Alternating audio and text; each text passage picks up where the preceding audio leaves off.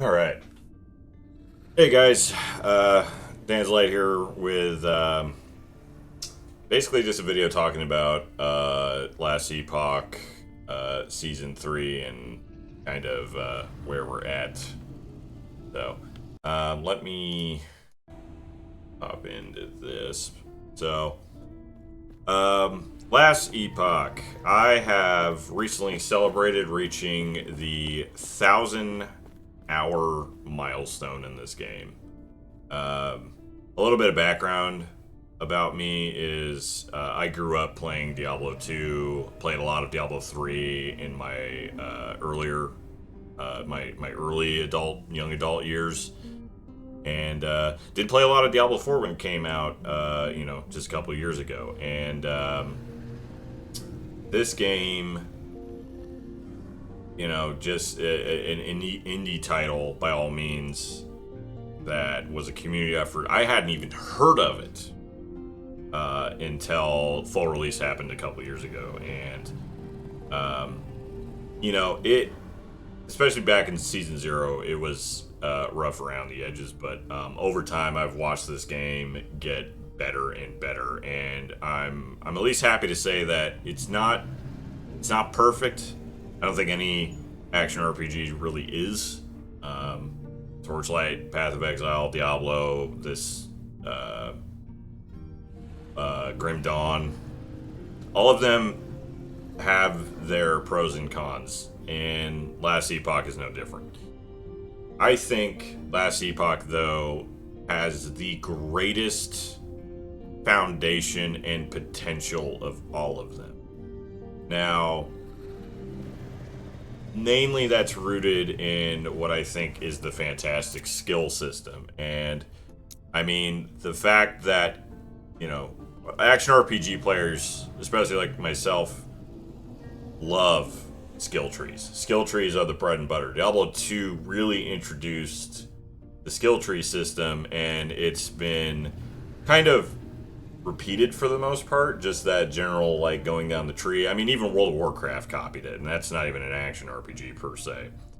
So this, I tried to do last or Path of Exile, and the skill system there is all right. There's that massive passive tree that everybody always talks about, and that's cool, but that's still just a passive tree.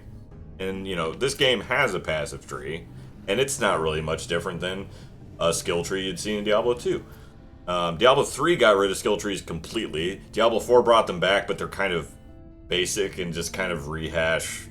I mean, this is basically a Diablo 4 skill tree. I mean, I'm not going to praise the passive tree in Last Epoch. It's not doing anything super fantastic or, different. I think the main innovation for passives right now are just these point bonuses. If you put a certain amount of points into something, you get a little extra benefit. But where they really innovated was in the skills themselves, having literal trees for the skills, skill trees. And the fact that you get to pick 5. Limitation breeds creativity and innovation, and being limited to 5 skills, and then having to figure out, okay, I'm playing Glacier. What do I do? Do I want to like hit really hard? This, the basic version of the skill is, throw out a bunch of ice explosions. Do you want the hits to do more damage? Great. Then go down this side of the tree. Do you want to do what I'm doing, where I tried to do with this build, and do ice vortexes to kind of have like a damage over time build? Then go down the left side of the tree. Do you care about like chilling enemies and slowing them down? Then go down this side. This is the case for almost every skill in the game. There is some side of this tree you can go down, and the best part is that the item system, the equipment system, which is again pretty core to action RPGs, complements all of this. The more skill points you get, specifically if you go for plus skill points on gear, that just enables you to go further down each branch, making your build and those skills even better and more diverse. So, fantastic. So, that brings us back to Season 3. where are we at with Last Epoch? Now, I'm going to tell you right now, I originally wasn't really planning on streaming season. I saw what everybody else saw. Season 2 was just more of a repeat of or season 3 was more of just a repeat of season 2. And you know what? I tend to agree. But also, it's not a bad thing. Season 2 was pretty well received. It was, we waited almost a year between season 1 and season 2 coming out, and it basically, I wouldn't say fixed Endgame, but God, did it put a badass, fantastic band-aid over it.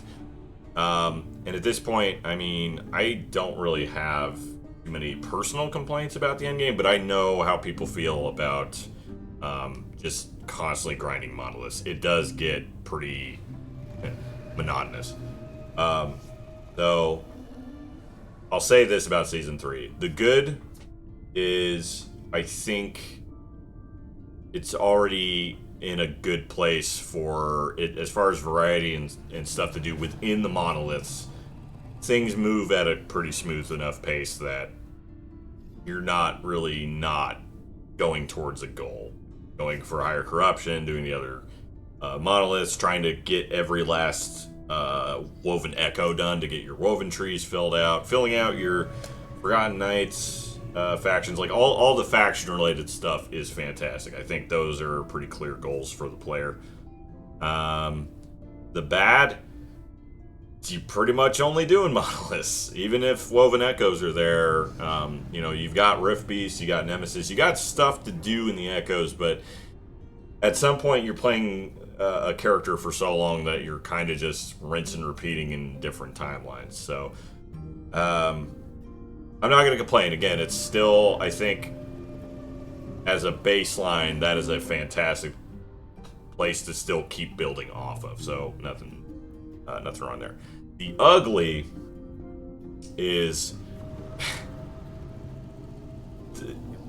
dungeons, the arena, the other endgame activities, or what are supposed to be endgame activities, are pointless basically now. Besides, I guess Jorah, because you want to slam exalted items into legendary items.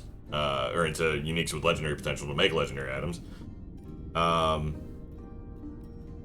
But why would I ever go to Soulfire Bastion? Why would I ever go to Lightless Arbor outside of leveling a new character and skipping part of the campaign? Like, there's no point in doing the dungeons. If I'm going to the arena, the only reason to do the arena is the Endless Arena to do the in-game, the ladders. And, I don't even think. Oh, yeah, there's left. Like that. This is the only reason you would ever do the arena, and it's not even that great of an indicator of how well builds are doing, because most of this is just, like I tell you right now, half of these are just reflect builds because of how busted primordials are. Speaking of which, for Season 3 specific, I want to say primordial items are great. I thought they were a little straightforward. Like, hey, here's a unique, but you can only have one unique that of this type that's across your entire character. But, I mean, that's still a good idea. That allows them to kind of, like, power creep in a way that doesn't just, like, completely invalidate other items. Like, if they had just made a higher, like a tier 8 of everything, and just, it would just be power creep, and you'd have to go back to all your old characters on, like, Legacy if you wanted to keep them, powering them up, and I digress. Primordial items, they're a pretty simple idea, but they're pretty effective in practice. I like them. That being said, some are definitely stronger than others. Looking at you, reflect builds. But, I think going forward, especially if they treat Season 3 like they did Season 2, and they keep building on the idea of the Season 3 ideas, kind of like how they added more woven echoes to tie into Season 3, I would like to see more primordial items added that tie into future seasons. So, but yeah. As far as the future is concerned, season 4, I hope, we haven't heard a lot yet. I know Blade Dancer's getting some new passives, so that's cool. I've held off on making a Blade Dancer because of that. I'll save that for next season, but I sincerely hope that EHG is still listening to the player base, and I hope that, to keep this simple, I would like to see 3 things. I love this season. I think season 3 was basically season 2, but even better. But the problems of season 2 kind of have remained in season 3. We need slightly more to do in Monolith. I'm not saying we need to rework the entire Monolith system, but we need more goals. Maybe some other stuff in the Woven, or not the Woven Echoes necessarily, but maybe on the map that can randomly generate normally, that have maybe alternate goals of completing the timeline than just doing quest echoes and fighting the timeline boss. I would like to see the arena and the dungeons reworked. We need a reason to actually go to them, especially because you can get that Woven node that allows you to just not have to bother with going to the dungeons at all. You can just get the items from doing the Woven Echo, or from doing the Weaver Tree. And then finally, and then the arena, again, not really having, there's a Woven Echo that lets you fight the arena bosses for the arena items, so you don't even need to go to the arena for that either. So, having an actual reason to do those. And also probably getting rid of the tier system. A little minor nitpick, but there's I feel like they should just have the dungeons and the arenas be the same as the normal versus empowered timelines. Just have a normal dungeon and an empowered dungeon. I don't see why we need 4 separate tiers, but that's just me. And then finally, I would like to see just better balancing. Some classes feel weaker than others. Some skills feel weaker than others. Some are just more tuned than others. Just better balancing. The game is pretty decently balanced, but there is such a uphill battle for balancing in this game. So, but yeah, those are my thoughts on season 3 of Last Epoch. I'm hoping that season 4 kind of patches up some of the issues I mentioned. I don't really, I have 1,000 hours in this game. That is ridiculous. There is not many games in my life I can say I've reached that milestone, but here we are. And just to bring up a bit of controversy, I really hope Crafton keeps a fair amount of distance away from EHG. I know they basically own 11th Hour Games now, and I hope that they kind of stay away from the AI push that Crafton is pushing onto the other developers under their watch. So I hope they remain as independent as they can, even given I know that they kind of had to due to financial stuff. So I hope that worst comes to worst, if things go downhill. Thank God this game has an offline mode, but I'm gonna hold out hope that EHG is hearing the concerns of the player base and they continue to make this game as best as it can be using human resources. So that's all from me, guys. Thank you all so much for watching. I will consider maybe still streaming Last Epoch here and there, season 3 until season 4 comes out. I'm gonna be honest, I'm probably not gonna play it much offline anymore. There's other games coming out. It's just that time of year, and season 4 should be right around the corner though, so it probably won't be too long. Take it easy, have a good night, guys. Thank you all for watching, and I will see you all next time.